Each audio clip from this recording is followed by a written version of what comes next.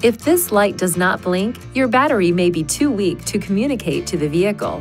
If this occurs, the battery may need to be replaced.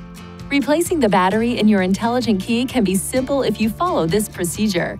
First, see the owner's manual for the recommended battery before replacing. Next, release the lock knob and remove the mechanical key from the intelligent key. Place a cloth over a small flathead screwdriver and insert the tip into this slit. Now twist the screwdriver to separate the intelligent key into two pieces. Look at the battery to observe which side is up so you can put the replacement battery in the same way. Ensure your hands are clean and free from oil and grease before touching anything inside the key fob. Carefully hold the new battery by the edges every time you pick it up. Remove the discharged battery while being careful not to touch the internal circuits or electrical terminals.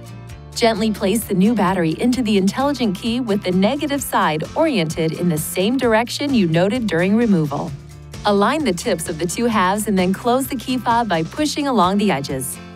Lastly, operate the intelligent key to ensure it works properly. If you need assistance with replacement, it is recommended you visit a Nissan dealer. Please see your owner's manual for important safety information, system limitations, and additional operating and feature information.